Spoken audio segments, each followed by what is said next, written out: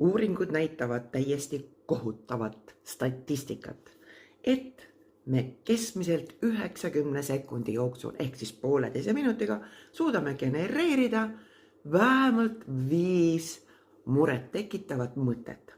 See ei ole muidugi mingi katastroofiline mõte, aga kuna aju tahab meid ju ellu jätta, siis ta märkab kõike, mis on potentsiaalne oht. Ja seeläbi on see automaatne reaktsioon.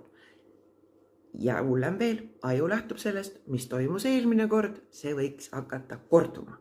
Ja kui ma teen midagi korduvalt, siis see muutub harjumuseks. Ja harjumus on automaatne. Ja muuseas, me tavaliselt isegi ei kahtle selles.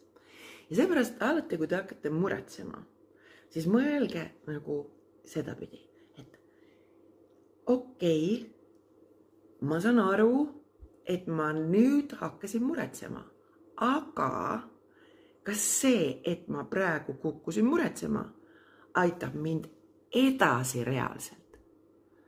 Kui see aitab edasi, super. Kui see ei aita edasi, siis järelikult tuleb selle mõtteviisi juures midagi muutma hakata. Nüüd tekib küsimus, kuidas ma seda siis muudan? Ja miks ma siis nagu muretsen nii palju? Muretsengi sellepärast, et see on meie jaoks nagu, või õigemini ma ütleksin isegi aju jaoks võib-olla rohkem. Näiline midagi tegemine, rõhutan, midagi tegemine, et olukorda lahendada. Ja ta ei mõtle ratsionaalselt, kas see viis, kuidas sa seda teed, ehk siis kuidas sa konstrueerid oma peas neid mõtteid, mis tekitavad veel rohkem muremõtteid, on sinu jaoks tegelikult nii-öeldes edasiviiv ja kasulik ja efektiivne või mitte. Ehk siis, sellepärast on nagu ülioluline, kui hakkad muretsema, mõtle kohe kiiresti.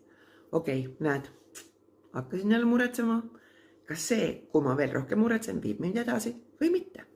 Kui ei vii, siis järelikult tasub teha ju midagi teisiti.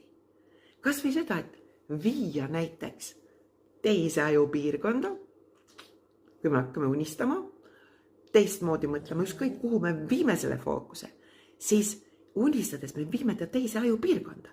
See tähendab seda, et ma kogu neurofüsioloogiat hakkan muutma. Ja kui me teeme seda korduvalt, tekitame me tegelikult uue harjumuse. Ehk siis tekita uusi harjumusi.